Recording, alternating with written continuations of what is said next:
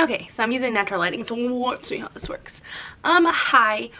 Welcome back. If you've been a follower of mine for a while, you will have noticed I haven't uploaded anything in over a year.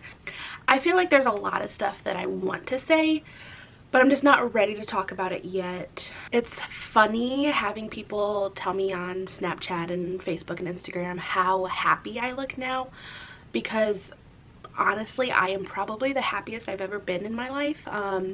Minus, like, obviously I was very happy when I had my children. I've had happy moments in my life, but I'm the most, like, consistently happy. I still have sad days. Don't get me wrong. This is, like, I'm all over the place. I'm sorry. It's hard to talk about. I should have really done an outline, but I wanted it to be a very raw video. I have a very hard time focusing. I do have ADD. I'm sure I've talked about my depression in videos before, but in this video I'm not just coming out with my sexuality as bisexuality and talking about my new relationship and going through divorce and everything, but also I'm coming out with my mental illness struggle, which is going to be really hard for me to talk about. So that's why I'm not sure if I'm even going to talk about everything yet, because it's still pretty fresh what happened. So I've struggled with depression for as long as I can remember. Specifically, I think it started when I would witness my dad abusing my mom. It's funny, I started having memory problems after that. I remember one time I had to go to the police station after an incident, and one of the officers was like asking me questions, and I think I was in 3rd grade. I was very young. I want to say I was like around 8 years old, and they asked me what my birthday was, and I just drew a blank. I'm like, I could not remember what my birthday was. Somebody came in to visit. Hi. Do you want to come say hi? Okay, where was I? So, yeah, traumatic. I obviously going through a traumatic experience. This is really supposed to be like a happy, like, inspiring video, but I do want to come out with some stuff that I've been dealing with for a long time, and why I didn't really, why I haven't posted in so long, and why I stopped posting last year. But anyway, so I'm not trying to make this whole video about like my life experiences and everything bad that's ever happened to me, but I just want to get to the point that yes, I've been struggling with depression for a long time. My dad was a very neglectful, physically abusive, more to my brothers. There's other stuff too, but I'm just not ready to talk about a whole lot of it yet, but it was a bad situation. My grandma actually got custody of me and 3 of my siblings. My half-sister stayed with my dad and his girlfriend at the time. They're married now. But she was able to get custody of all 4 of us right before I was starting my senior year. So, I mean, I had dealt with that life and all the crazy shit that happened there up until I was, 17 years old. My divorce that I'm going through now is from my long time relationship. I met my soon-to-be ex-husband when I was just turned 15. So I just turned 26, and we split up several times. We talked about it pretty much being over last like around August, but we kind of stayed together just because it's easier. I don't really have any family. I have nobody to help me, so it was really easier just to kind of just stay. Like, our relationship has been over really from the beginning, and it was just easier because I'm like, I don't know anything else, so it was just easier to stay.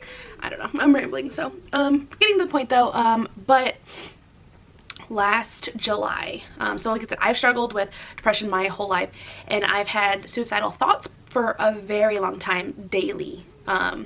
Any little thing that like would make me feel upset, or like I'm getting overwhelmed, and my brain just goes to, well, you'd just be better off dead anyways.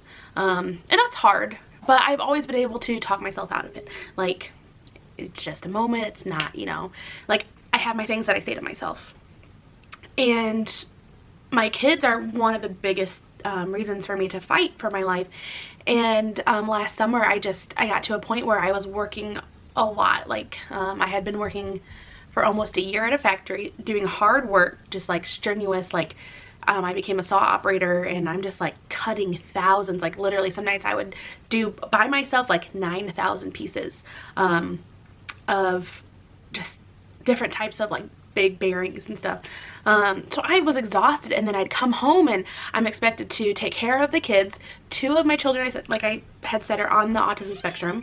Try to keep up with the house, and you know, I have no relationship with my husband at the time. Like we were even working together, and like it just, that's a whole other story about how our like relationship was. But I really had nobody, and I just felt like I was doing an awful job. Like I'm not there with the kids. Once again, I'm trying not to ramble.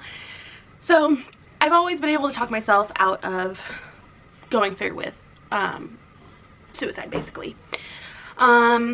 I have like self-harmed in the past, but even that, it's been so like far, like I haven't done it in years.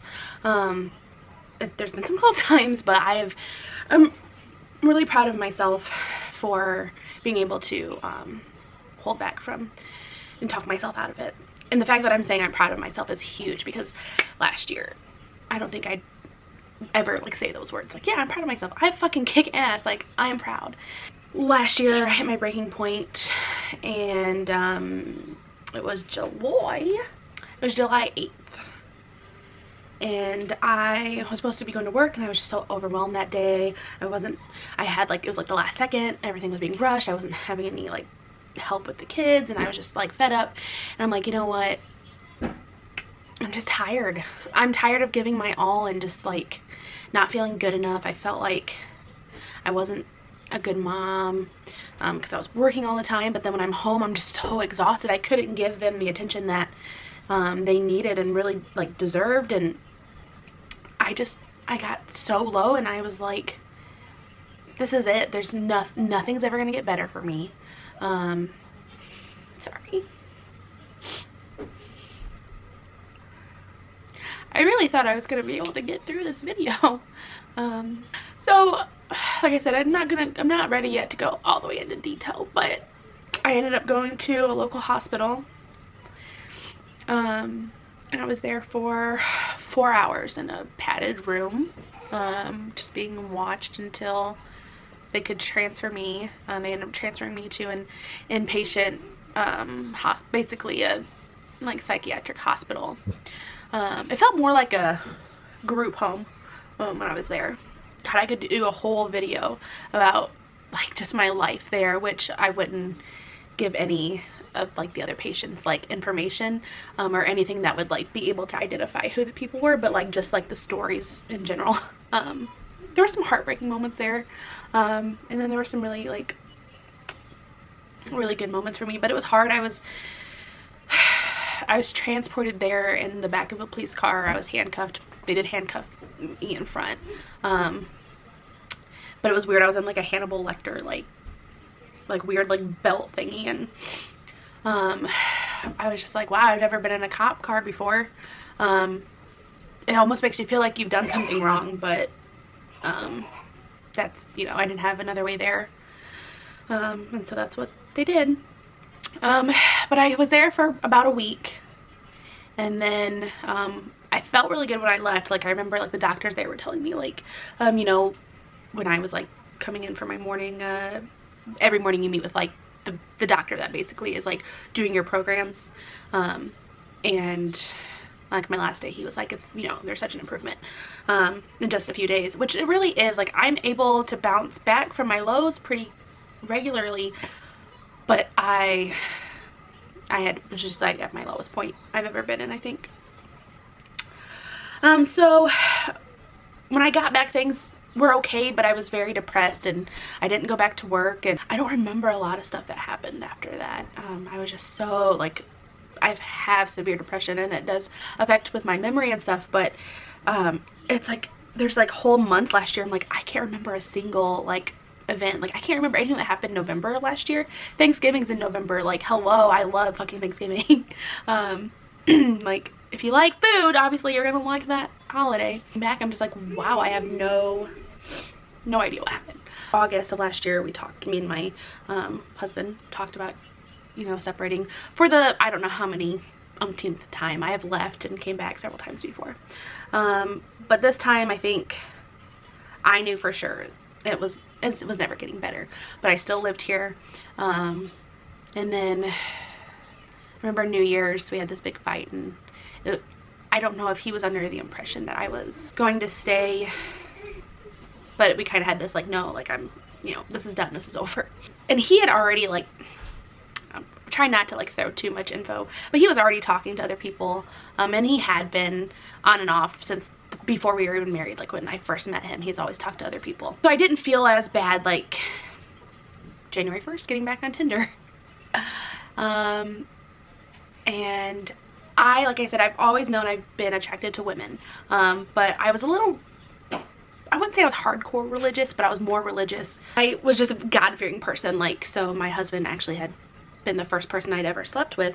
Like I had done stuff with other relationships in the past, but he was my first, and I thought that, well, I have to marry him. Otherwise I'm going to hell. And I did really, like, in my mind when we first got together, I did love him as best as I could understand what love is at that time in my life. But I did care for him. I put him first. I, you know, was very, very loyal. But it's just like after just years and years of giving your all to somebody and getting a little bit back and then nothing, you just get to a breaking point where you don't care. So January 1st, I popped on Tinder, and I put on there that I was looking for males or females, and I ended up matching with this really pretty girl, and she had messaged me first. I don't know how long. It was either that night or the next day. I was like, would you like to go out for dinner or something? The 3rd of January, was that when our first date was? Yeah. So 3rd of January is when I met my girlfriend.